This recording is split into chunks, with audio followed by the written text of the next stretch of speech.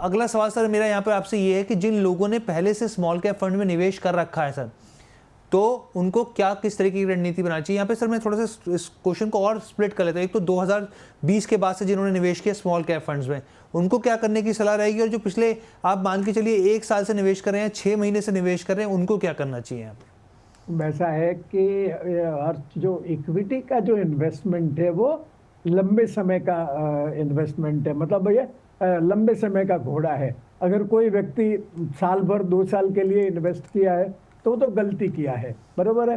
परंतु अगर आपने इन्वेस्ट कर दिया है तो आप बने रहिए, उसमें कुछ नुकसान होने वाला नहीं है, मतलब लंबे समय में। तो मेरे हिसाब से अभी कोई निकलने में कोई तुक नहीं है। अच्छा, आपके हिसाब से अभी निकलने की ज़रूरत नहीं, चाहे सर 2020 के बाद किया हो अगर निवेश, या फिर अभी हाल ही में किया हो तो भी 5-6 महीने के अंदर या 1 साल के अंदर, तो भी कोई दिक्कत नहीं है? निकलना नहीं चाहिए, मतलब वैसे इतना तो आपका क्या बोलते हैं वैल्यू इरोजन हो गया है। और ऐसा है, इक्विटी मार्केट नीचे जाएगा ऊपर जाएगा, नीचे जाएगा ऊपर जाएगा, लॉन्ग टर्म में तो ऊपर ही जाना है। तो अगर आपके पास समय है तो आपको बने रहना चाहिए। बिल्कुल, और इसीलिए देखिए यहाँ पे स्टॉक से ज़्यादा यहाँ पर जो एक्सपर्ट्स हैं म्यूचुअल फंड में निवेश की सलाह देते हैं, क्योंकि स्टॉक में जिस तरीके से निवेशक अपने हाथ जला लेते हैं, नुकसान झेल लेते हैं, यहाँ पर म्यूचुअल फंड में जो पूरी टीम बैठी होती है यहाँ पे, जो एक तरीके से मैनेज कर रहे होते हैं सब चीज़ें, तो वो बहुत सोच समझ के फैसला लेते हैं। और इसलिए यहाँ पे बलवंत सर का भी साफ तौर पे कहना है कि लॉन्ग टर्म का नज़र रखें। तो मिनिमम कितना नज़रिया रखें सर, कम से कम? देखिए ऐसा है कि लार्ज कैप के लिए मेरा जो कहना है कि 7 साल का पीरियड होना चाहिए। हम लोगों ने एक बार रिसर्च किया था कि अगर आपने कोई भी समय पे एसआईपी शुरू करी है, मतलब पिछले 20 साल में, तो अगर आप 7 साल तक अगर एसआईपी लगातार जारी रखे हैं तो आपको अपने इन्वेस्टमेंट में नुकसान होने का कोई गुंजाइश नहीं। तो ये तो हो गई, ये हमने निफ्टी की वर्किंग करी थी। मेरी राय में जो स्मॉल कैप है और मिड कैप है वो थोड़ा ज़्यादा रिस्की प्रोडक्ट है, और उसके लिए आपको कम से कम 10 साल का पीरियड होना चाहिए। ठीक है, यहाँ पे लार्ज कैप के लिए 7 साल का कम से कम नजरिया रखना चाहिए आपको, और मिड और स्मॉल कैप के लिए 10 साल तो कम से कम यहाँ पे आपको देने ही चाहिए। बलवंत सर की राय यहाँ पर ये है। अब हम लोग देखिए लगातार सवालों के जवाब तो लगातार सवाल तो हमारे पास आते ही रहते हैं, तो उनका जवाब देना भी हमारा धर्म है, फ़र्ज़ है, तो वो भी हम निभाएंगे यहाँ पर। तो सिप की टिप में जो हमारा सेगमेंट होता है, बेसिकली यहाँ पर हम लोग दर्शकों के पोर्टफोलियो को रिव्यू कराने की कोशिश करते हैं। यहाँ पे बड़ी संख्या में पोर्टफोलियो रिव्यू के लिए हमारे पास सवाल आ रहे हैं यहाँ पर। तो एक सवाल हमने यहाँ पर लिया है अजय कुमार जी का। यहाँ पर उनकी जो उम्र है 21 साल है, और उन्होंने हमें जो सवाल भेजा है वो मैं आपको बता देता हूँ।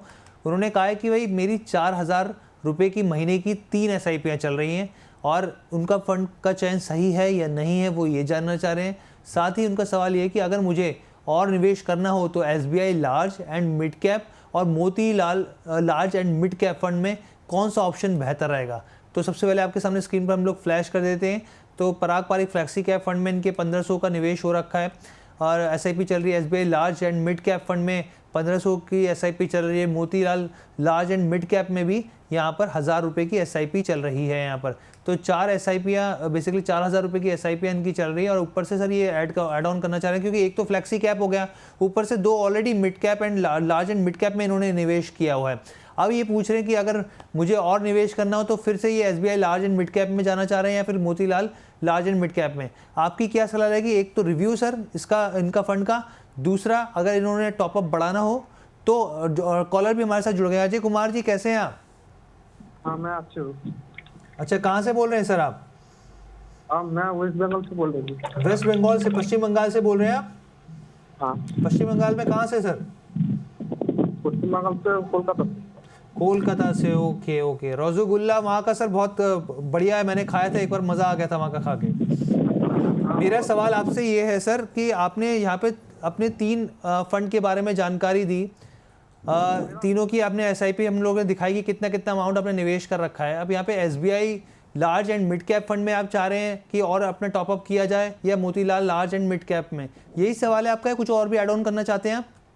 मैं कुछ और ऐड ऑन, मेरा कहना है मैं अभी भी SIP स्टार्ट नहीं किया। सर आपकी आवाज़ पीछे से बहुत तेज़, मुझे लग रहा है कि हवा चल रही है तो आवाज़ बहुत कम आ रही है। थोड़ा सा अगर आप ऐसी जगह जा पाएँ या बात कर पाएँ जहाँ से थोड़ा सा बाहर पीछे का बैकग्राउंड की आवाज़ कम आ पाए।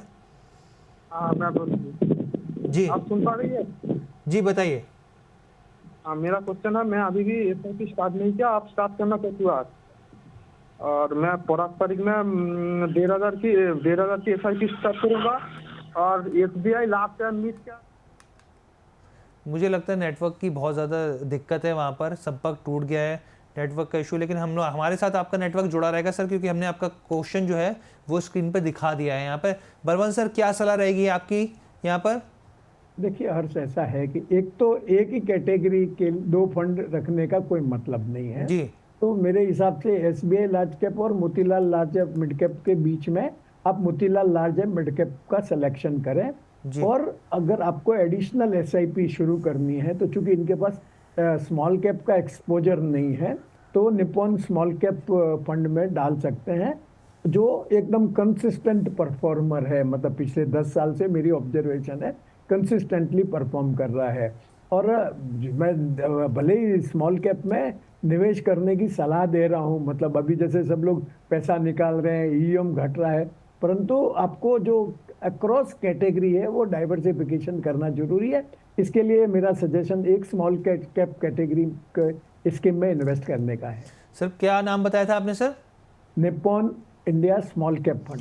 अच्छा, Nippon India small cap fund बहुत अच्छा फंड है। अगर रिटर्न के हिसाब से बात की जाए यहाँ पर तो यहाँ पर सलाह जो दी जा रही है, अजय जी को इस चीज़ को फॉलो कर सकते हो। और अपने एक ही कैटेगरी में ज़्यादा निवेश कर रखा है तो उसको आपको डाइवर्सिफाई करने की बलवंत सर की तरफ से यहाँ पे सलाह दी जा रही है।